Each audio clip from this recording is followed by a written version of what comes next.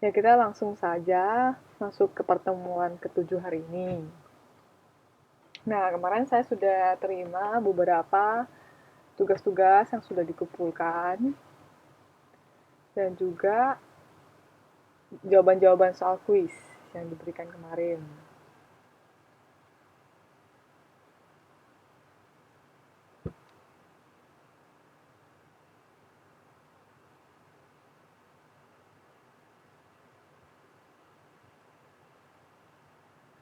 Nah, apakah ada kesulitan?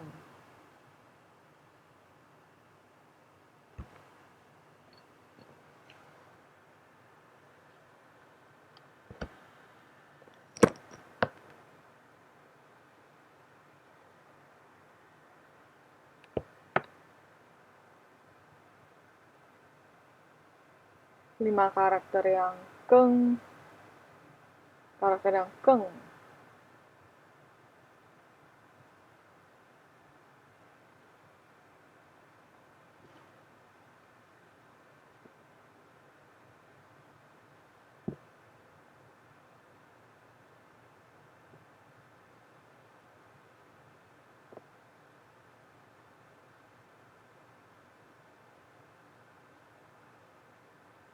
Nah, untuk yang Popomovo udah pada dihafalkan.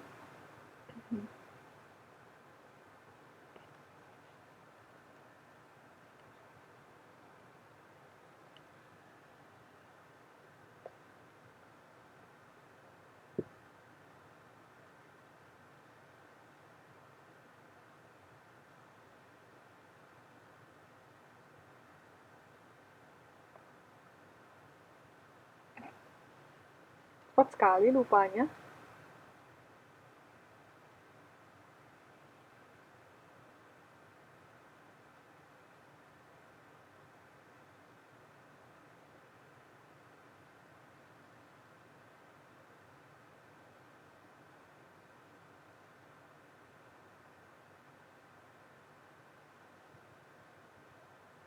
Kebanyakannya PR mana?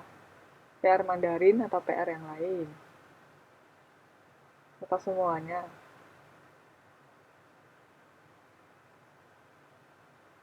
Wow.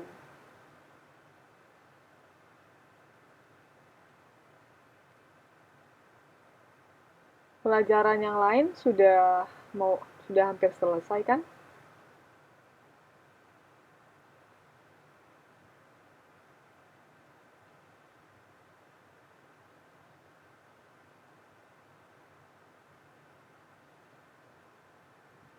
Malam.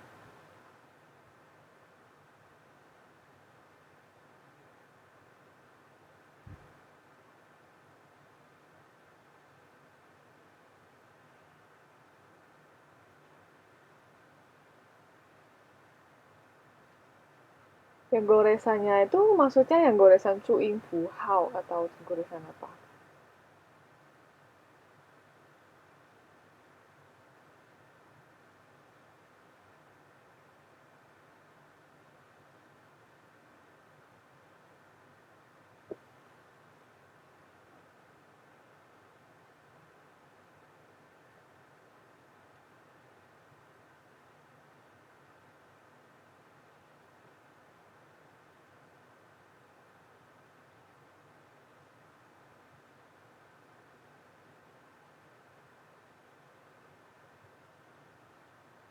Le,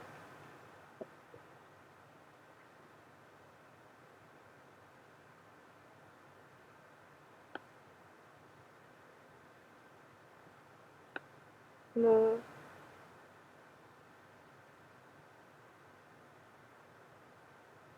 Ya udah benar.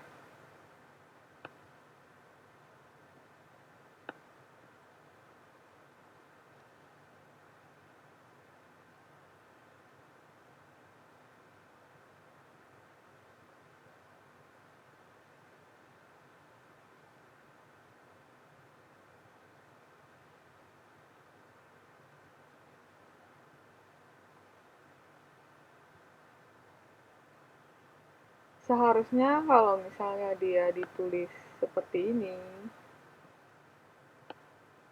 pie, karena dia digabungkan jadi ce, makanya bahasanya jadi su ce ce kou. Sebenarnya beda sedikit saja.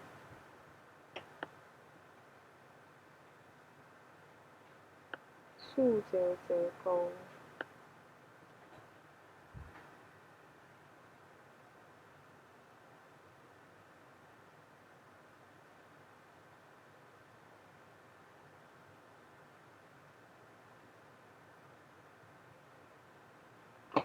Ya sebenarnya tidak perlu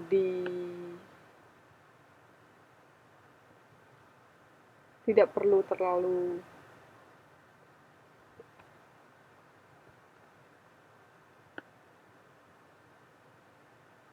secara garis besar. Jika sudah benar sebenarnya tidak apa-apa.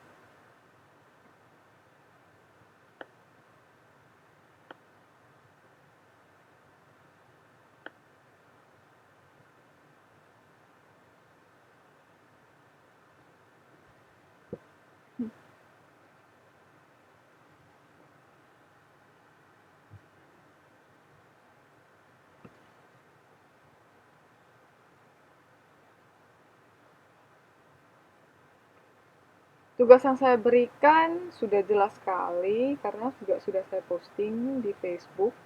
Tugas berapa? Tugas 1, tugas 2, tugas 3, tugas 4, tugas 5, tugas 6.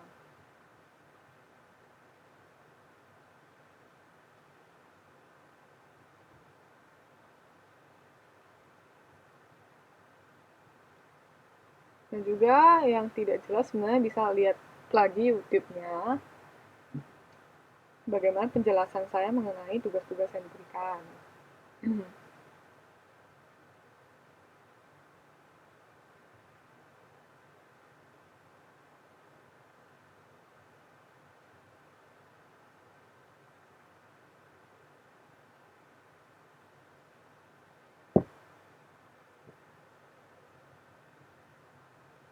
Nanti pada pertemuan ke-10 akan diadakan UTS.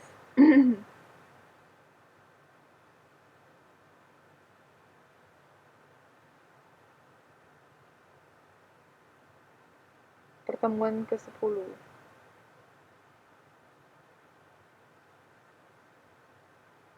UTS-nya bahannya mirip dengan kuis kemarin.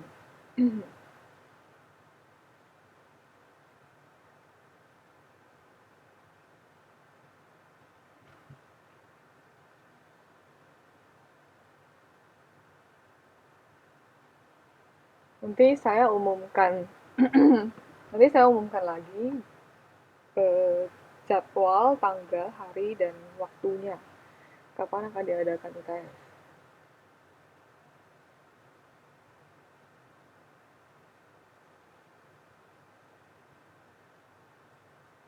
Materinya materi kuis kemarin. Mirip. Cuma soalnya diubah.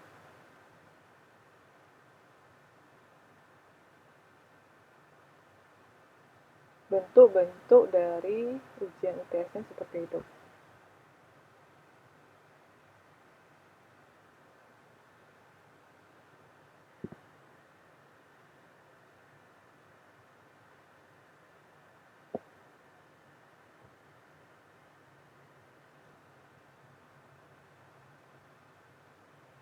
Hari jika sudah tidak ada pertanyaan, saya langsung masuk aja ke pelajaran hari ini, pelajaran ke-9. Untuk yang belum mendengar suaranya, mungkin bisa disetting audionya.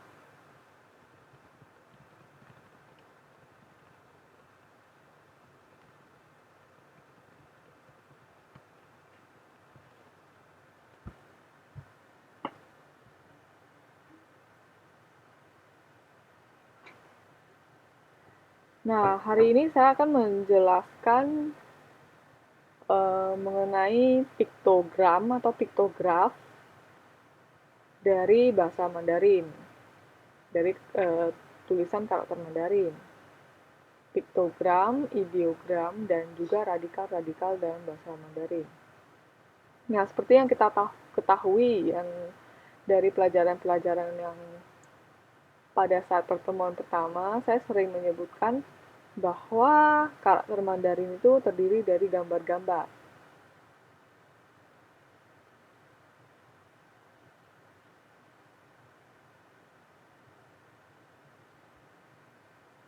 Dengar suara saya?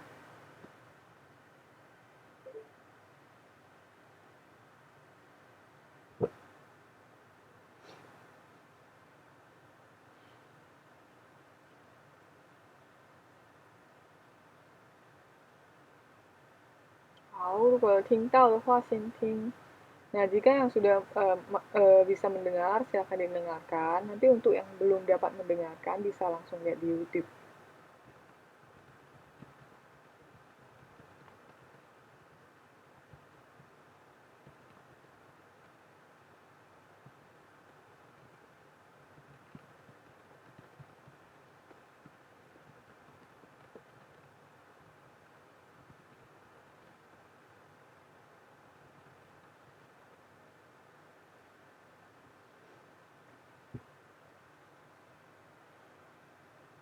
Nah, yang tadi saya sebutkan piktogram itu, karakter Mandarin itu merupakan tulisan piktogram. Nah, kenapa piktogram? Malam.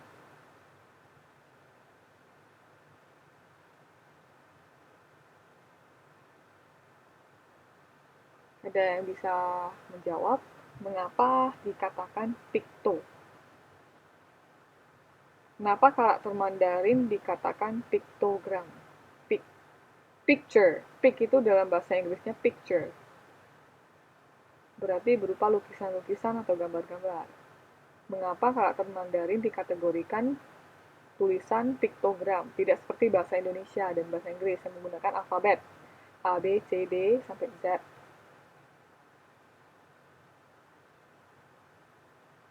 Ya, benar. Puan Ami benar, karena karakter-karakter dan tulisan-tulisan bahasa Mandarin berasal dari gambar-gambar atau simbol-simbol. Benar. Visalia juga benar.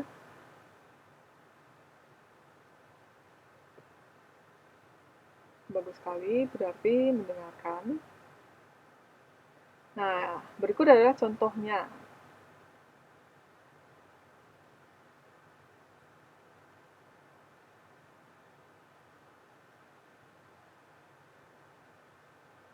Contohnya adalah seperti gambar ini.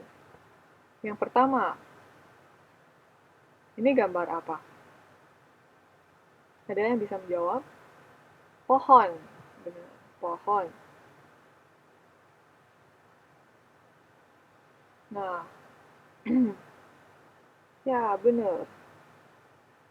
Nah, ini tulisan kuno dalam bahasa Mandarin, karakter Mandarin, yang sekarang berubah menjadi seperti ini.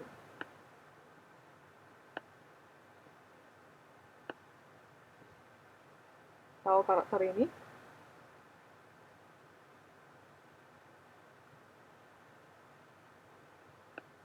Mu.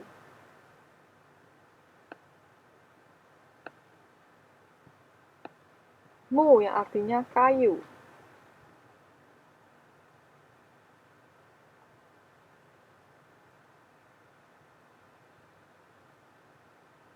Ya, mu.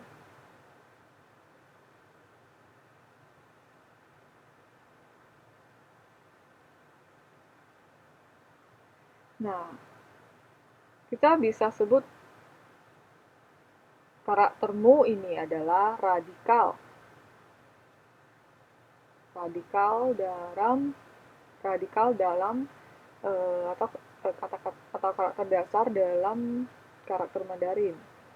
Nah, seperti tadi ada yang menjawab, su, pohon, bener nggak? Nah, pohon itu terdiri dari apa? Kayu-kayu kan? Sehingga karakter pohon su memiliki radikal mu.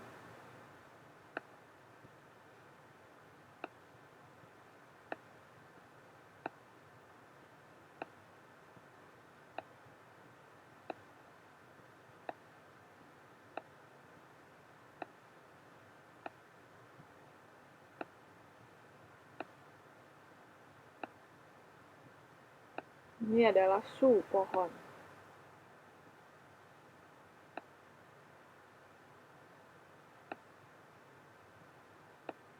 Mu artinya kayu. Nah, su artinya pohon. Nah, jika suatu tempat yang memiliki banyak kayu,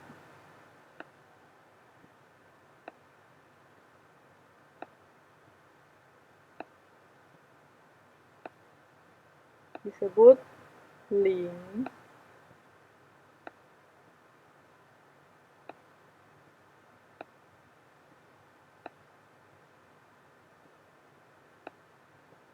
Su ling. Nah, lin itu hutan.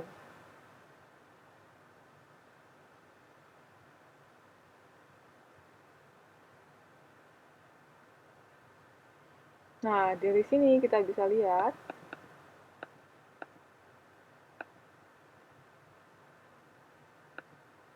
mu merupakan radikal dari karakter yang berhubungan dengan kayu. Ya, lin, hutan.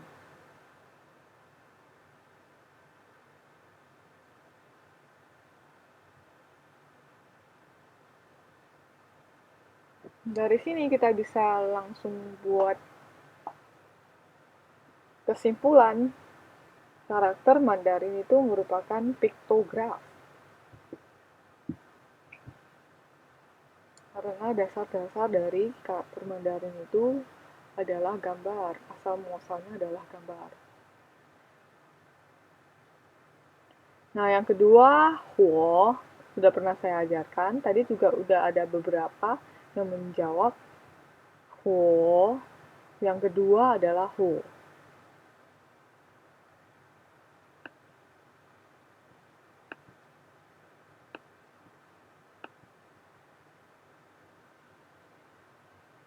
Ada yang tahu yang ketiga ini adalah karakter apa? Tulisan apa?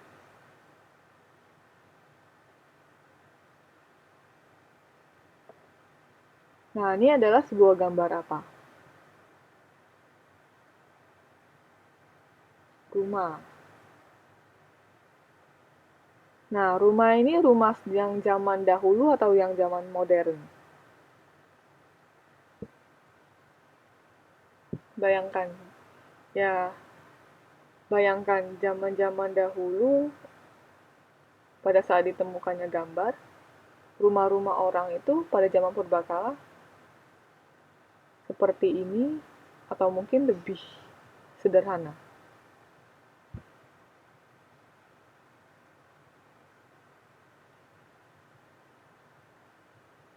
Yakin ini rumah zaman dahulu? Zaman purbakala?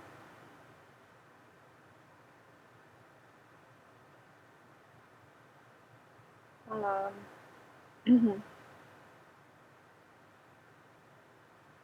Kalau zaman purba ada tembok nggak? Nggak kan? Berarti ini zaman yang sekarang, bener nggak? Kalau rumah zaman dahulu mungkin cuma gubuk saja.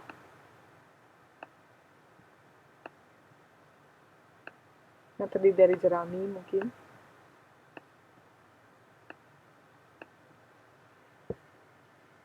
Nah, ini tipe rumah yang sudah modern, yang sudah baru. Dan dia itu memiliki tingkat, bener nggak?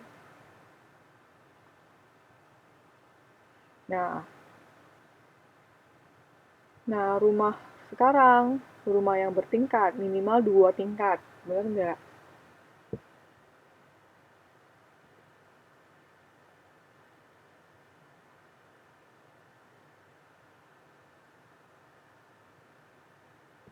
Nah, jadi kita bisa simpulkan,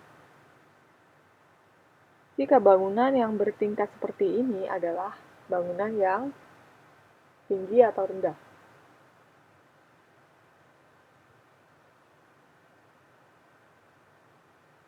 Bangunan yang tinggi. Nah, sehingga tulisan tinggi, kau, bentuknya seperti ini.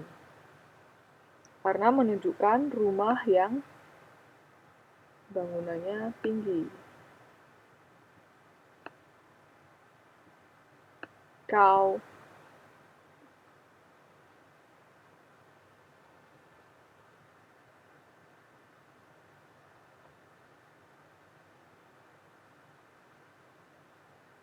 bisa?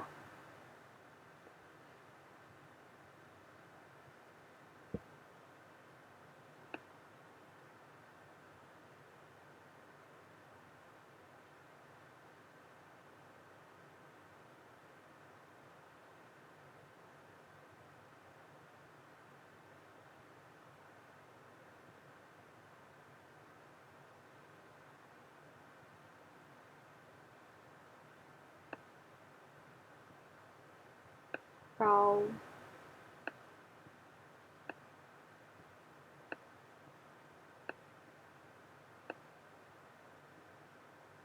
ini adalah tulisan kau.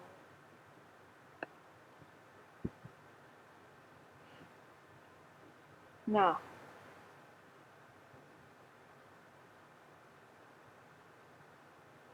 ini adalah cara-cara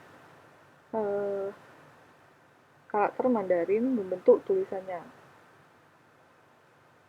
Yang di atas ini merupakan gambar abstrak, wujud abstrak dari sebuah gambar. Tetapi ada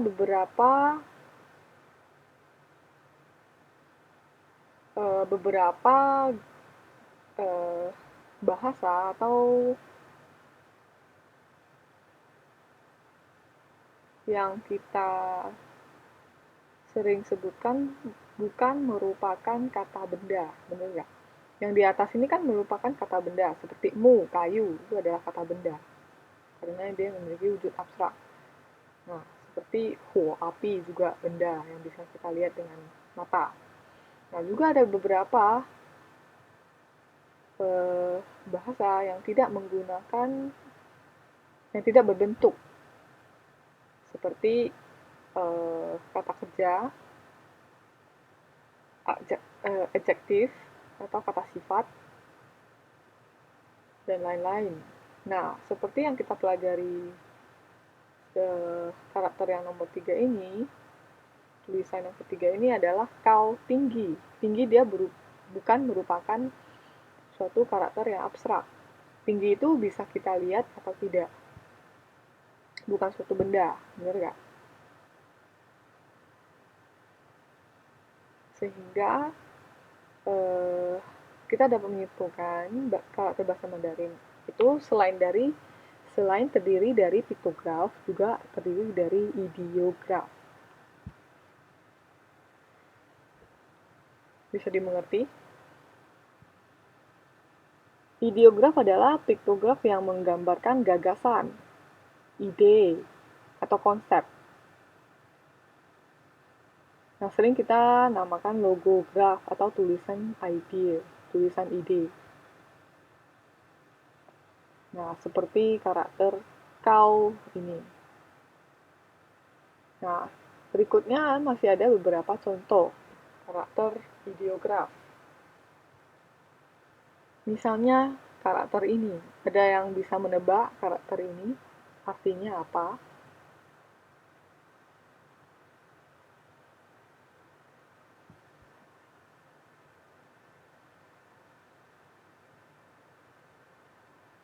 Tangan, ada yang bilang tangan.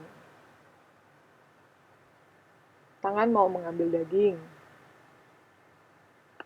Nah, dari gambar ini kita bisa lihat tangan dan daging. Ada dua benda, benar nggak?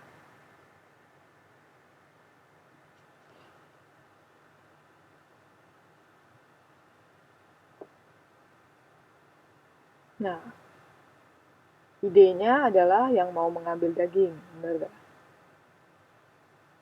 Ketika tangan kita sudah mengambil daging itu, berarti kita sudah memiliki daging itu, benar nggak? Ya. Nah, memiliki dalam bahasa Mandarin, pasti bisa dong. Apa? Ada yang bisa?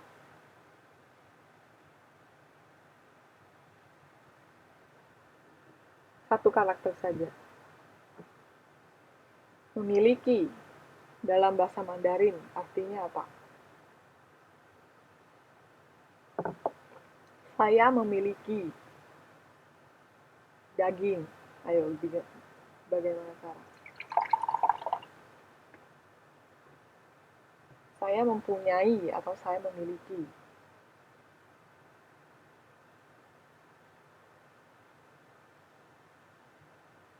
Saya punya daging. 我有 benar. 我有肉有. Ini benar. Jadi karakter ini adalah tangan dan daging yang artinya memiliki. Yang artinya yo. 我有.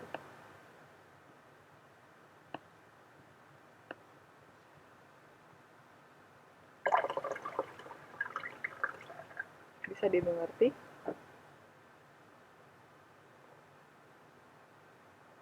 Ini yang dimaksud ideograf tersebut.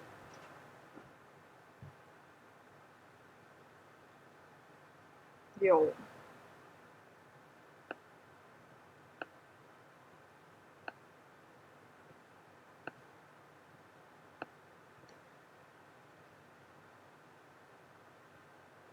Iya, karena karakter Mandarin itu kan berubah.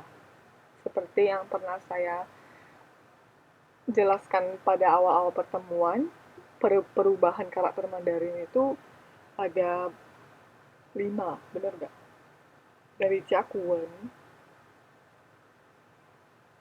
tulisan-tulisan yang benar-benar bentuknya gambar, sampai tulisan sekarang, Kaisu. Nah,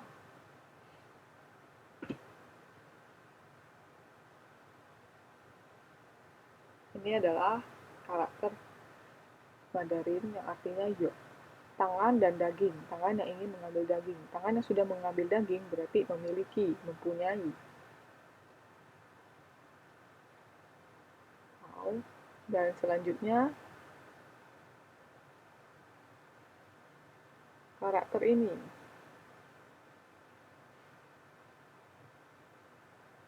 Nah, kita bisa lihat. Ini adalah sebuah gambar apa? Ada yang bisa? Pintu.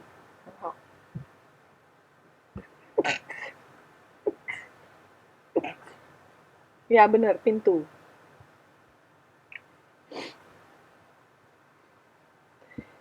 Nah, seperti yang kita lihat ini adalah seperti jalan yang berlika-liku.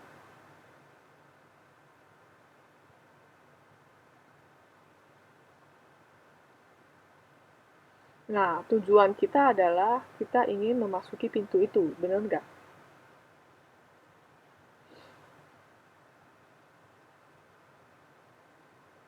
Nah, ide dari karakter ini adalah bagaimana caranya agar dapat masuk ke pintu itu. Ya, ini adalah ideograf.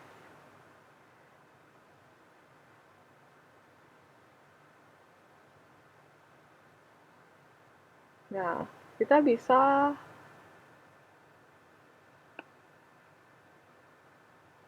lihat gambar kou ini adalah pintu ini. Dan jalan ini yang berliku-liku ini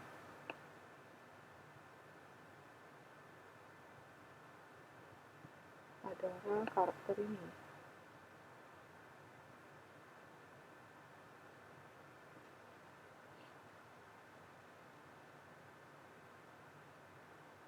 Nah, sehingga muncullah ide karakter ke ini seperti ini.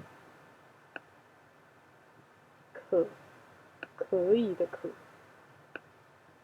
可不可以? Boleh, dapat, bisa.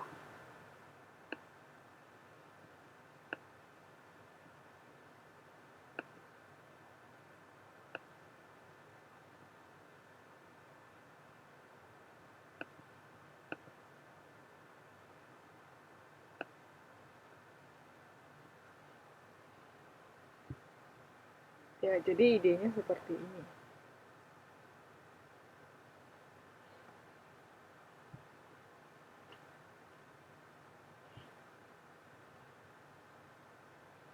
Bagaimana caranya agar dapat?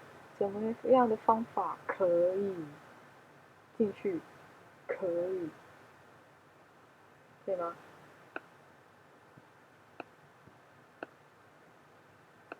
可以。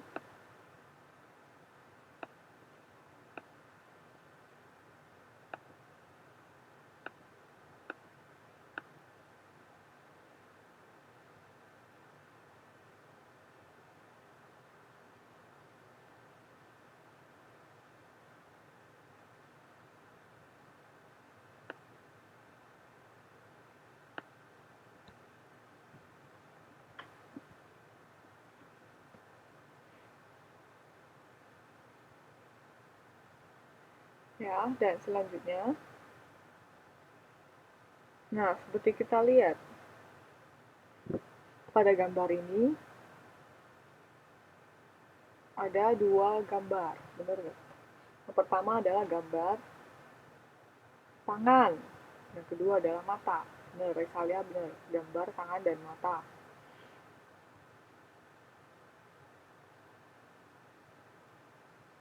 Pernah nonton film Sun Gokong yang monyet itu?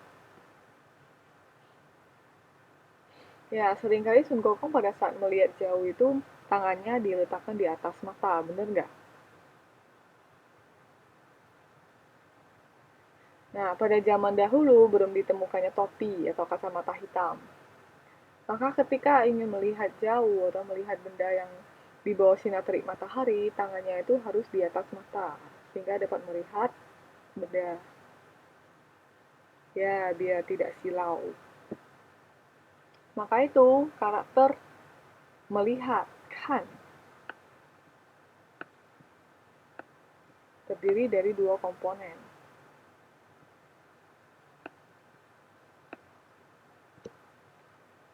Nah, komponen pertama adalah, ada yang tahu nih karakter apa?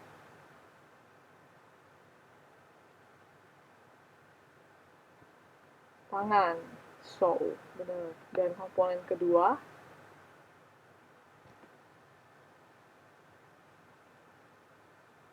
masih ingat? Mata. Mata, Mandarinnya apa? Radikalnya, 眼睛. Nah, radikalnya 眼睛 itu apa? Mu, benar gak?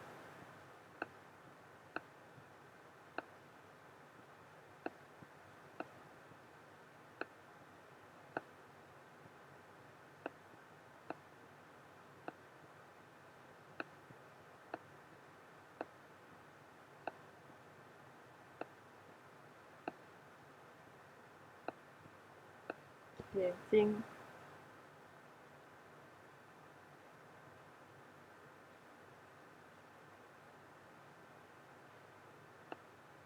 Ini adalah radikalnya. Mu.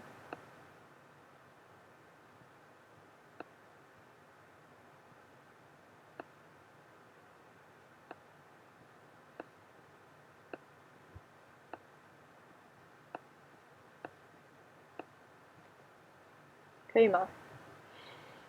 Bisa, jadi kita pada saat menulis karakter kan, melihat, nah tadi ada dua komponen, tangan di atas mata. Karena saat melihat tangan di atas mata. 可以，有问题吗？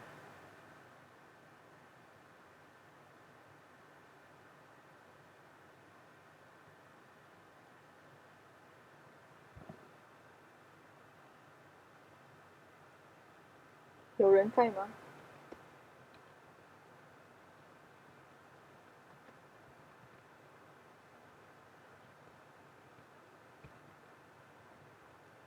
明白吗？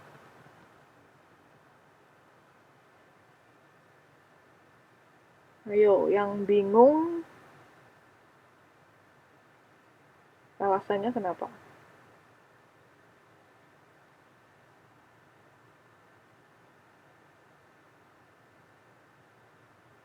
Bingung di mana?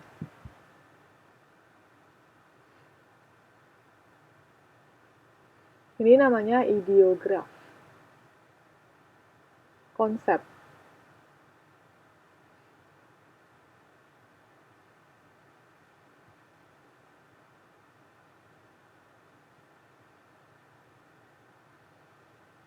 Ketika kita melihat karakter Khan melihat, kita harus mengingat Sun Gokong.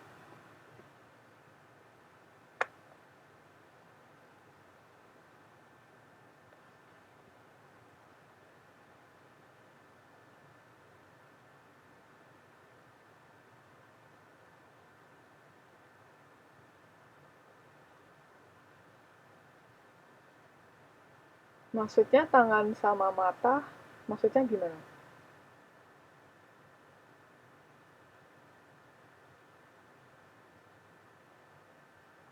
Iya, karena ini bukan piktograf, karena ini adalah ideograf. Diambil bukan dari gambar, tapi diambil dari ide. Konsep. Konsep kita melihat adalah pada saat zaman dahulu tidak ada kacamata hitam, tidak ada topi. Ketika kita melihat jauh di bawah terik matahari, tangan kita harus di atas mata. Sangat mudah sekali.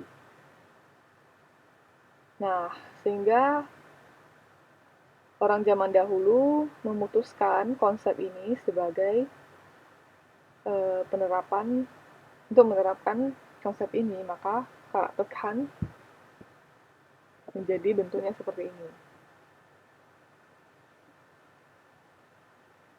Oke, Mas.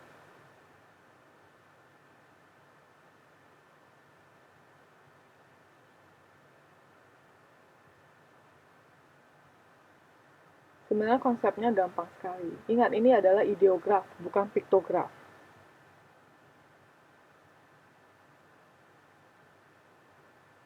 Atau misalnya pada saat kita tidak memiliki kacamata hitam atau tidak memakai topi pada saat siang hari. Ketika kita ingin melihat ke depan, mata kita silau, benar nggak? Nah, untuk menghalangi sinar matahari, menghalangi kita untuk melihat, maka kita akan menaruh tangan kita di atas mata.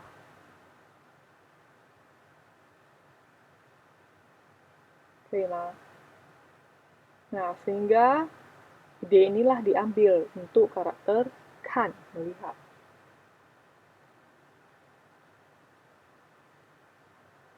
Oke, Au. Selanjutnya, kue. Seperti yang dulu pernah saya sampaikan, radikal P.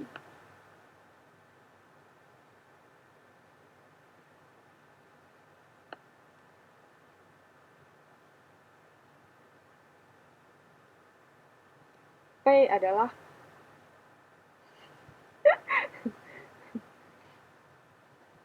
masak pisang. Kerang.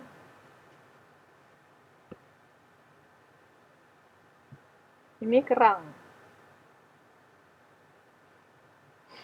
Bukan pisang ya, kerang.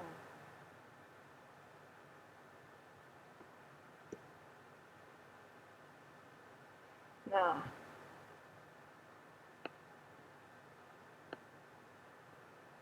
pernah saya katakan dulu, karakter P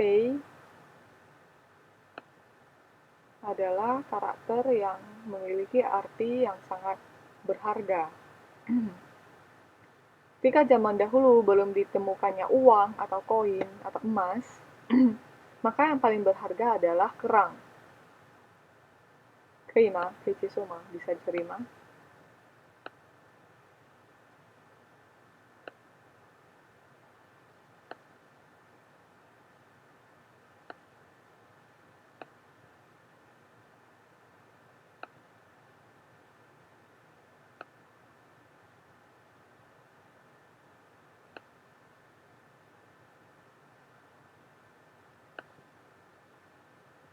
Karena zaman dahulu kerang itu lebih susah ditemukan daripada benda yang lain. Dan bentuknya cantik, benar nggak?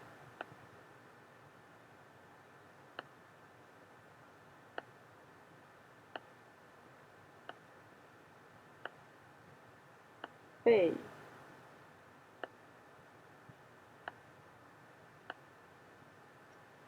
Nah, jadi kita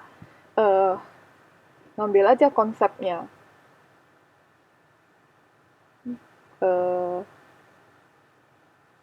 Pay, kulit kerang ini anggap aja seperti $1 Amerika, koin $1 Amerika. Berharga nggak? Atau emas?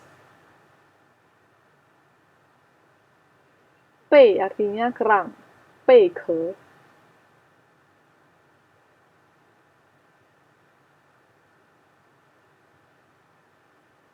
Sangat berharga, bukan?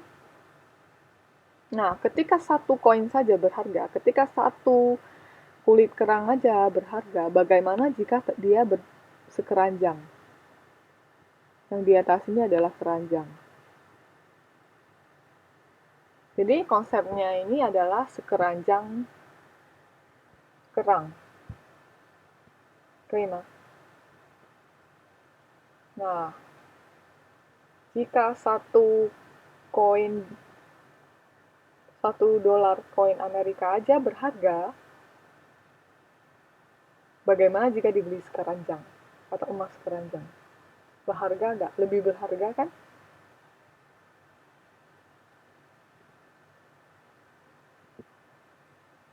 Sangat berharga sekali.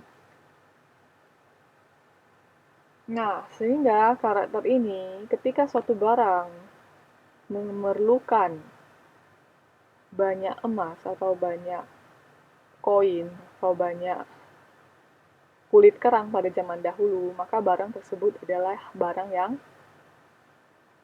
mahal. Benar nggak? Ketika kita ingin membeli suatu barang, nah, semakin banyak uang yang kita keluarkan, semakin banyak koin yang kita keluarkan, maka barang itu akan semakin mahal. Benar nggak?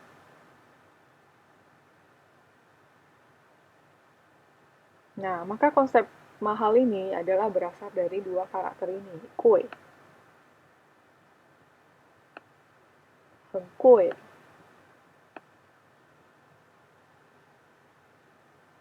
Sekeranjang kulit kerang.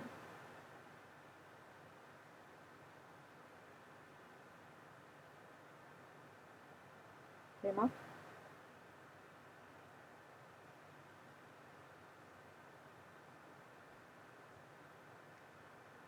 Jadi karakter kue diambil dari konsep seperti ini, sekeranjang kerang. Ini bukan mahkota.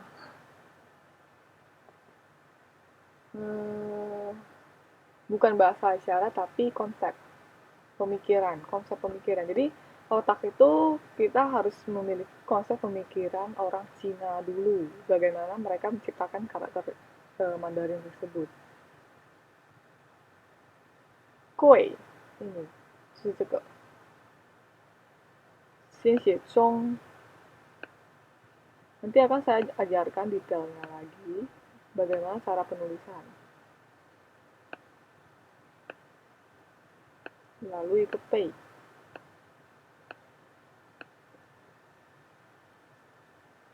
对吗？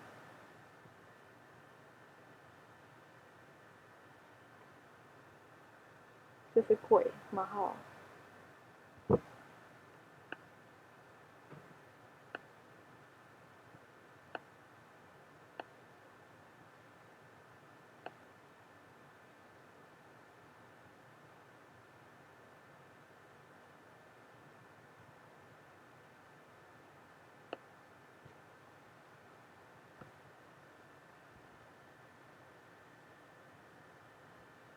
Tadi sudah saya sebutkan karakter-karakter Mandarin terdiri dari piktograf dan ideograf. Piktogram dan ideogram.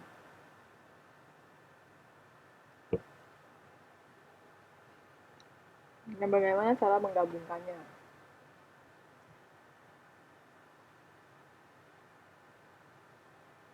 Dan selanjutnya lagi. Nah,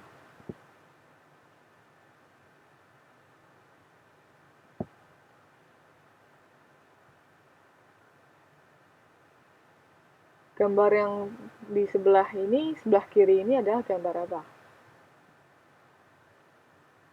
Tangan lagi, bener. Dan tangan lagi mandi. Tangan dan air, bener nggak? Santian sui, bener nggak? Nah, ide ini diambil nah, arti dari karakter ini adalah mei, mei you de mei, tidak.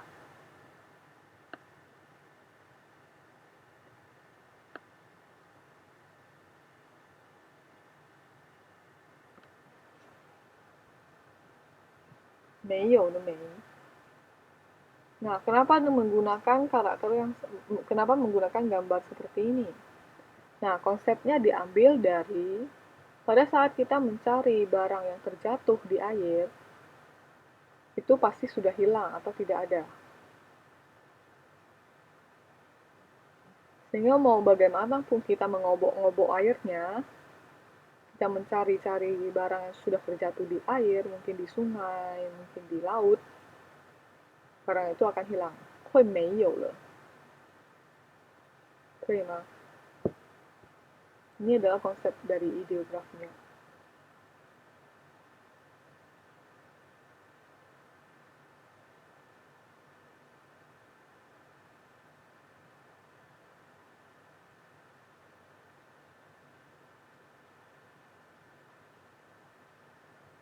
Oke ya. Nah, dan selanjutnya, 智. Ini adalah karakter 智. Sampai.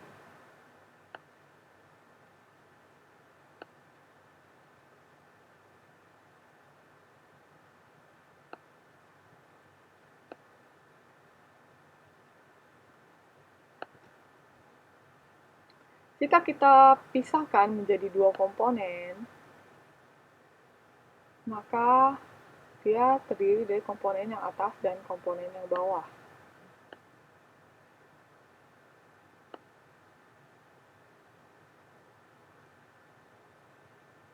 Yang di bawah ini adalah tulisan apa? Malam. Tulisan yang bawah adalah tulisan tu, tanah. Benar nggak?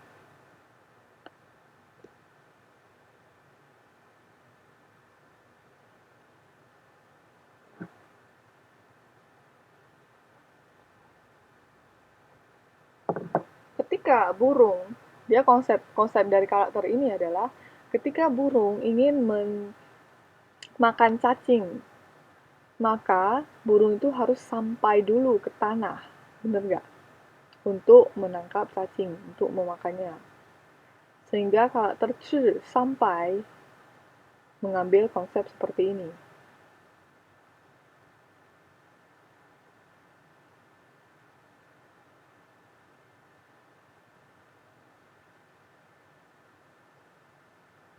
Oke, nah.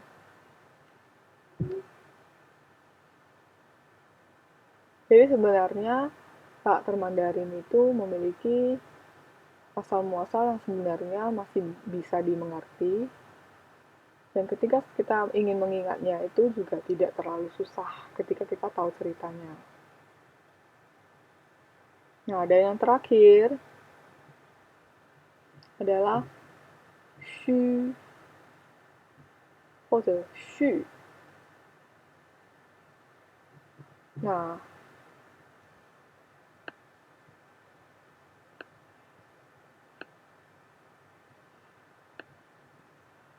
ya, ini adalah laki berewokan. Jadi kita bisa tahu shu itu adalah berewok.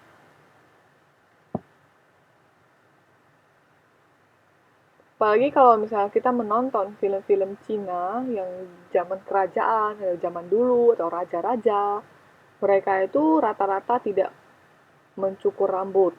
Bener nggak? Rata-rata rambutnya panjang, berewokan, kumis jenggotnya panjang dan gondrong. Nah, shu ini artinya jenggot.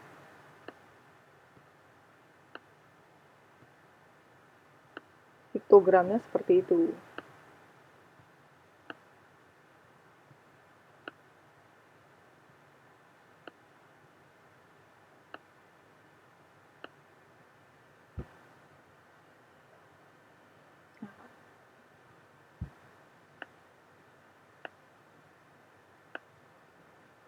Nah, untuk arti piktogramnya adalah jenggot. Selain itu, dia juga memiliki arti lain. Karakter yang sama memiliki arti yang lain. Artinya harus, 必须,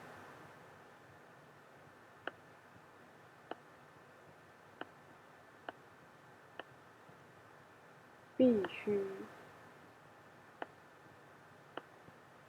Kenapa karakter harus dihubungkan dengan jenggot? Ada yang bisa menebak? Ada yang bisa menebak, saya nambah nilainya 5.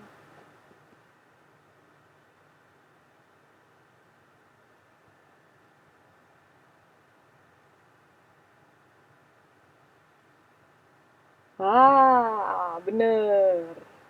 Kami dapat nilai 5 karena lelaki harus jenggotan.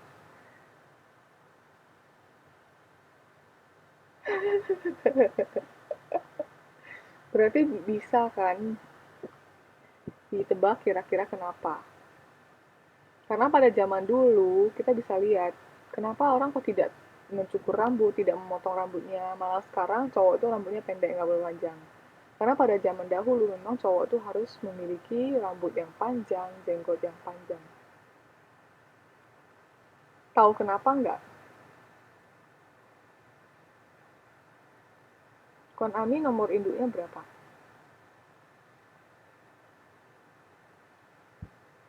015. Oke.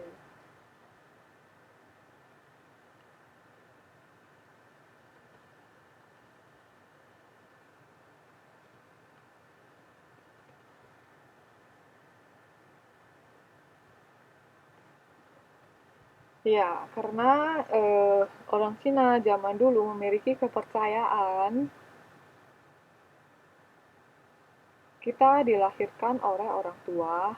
Ini adalah cara kita berbakti untuk orang tua. Karena setiap helai rambut yang tumbuh adalah berharga dan tidak boleh dipotong atau dibuang. Nah, maka cara orang zaman dahulu menghargai orang tua itu adalah dengan untuk tidak memotong rambutnya atau tidak mencukur jenggotnya. Nah, itu pemikiran orang zaman kuno dulu.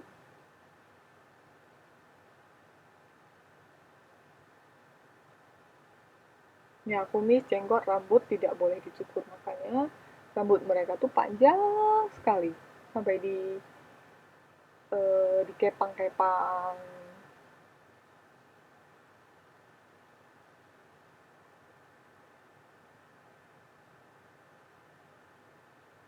Yang berjenggot, jenggotnya panjang.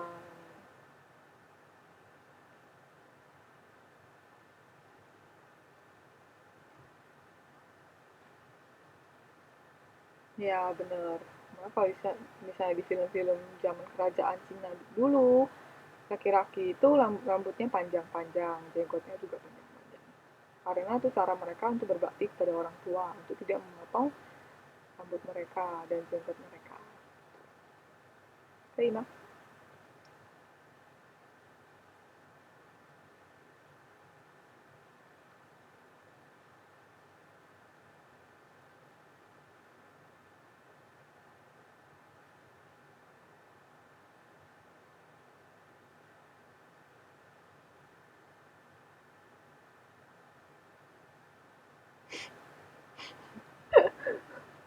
Ada-ada aja.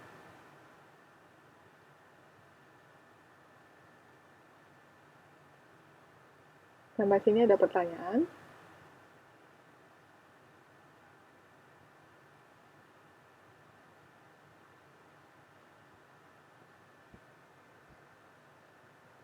Nah, jika tidak ada pertanyaan, maka kelas hari ini uh, sampai di sini. Nah, akan kita lanjutkan Jumat depan. Ya.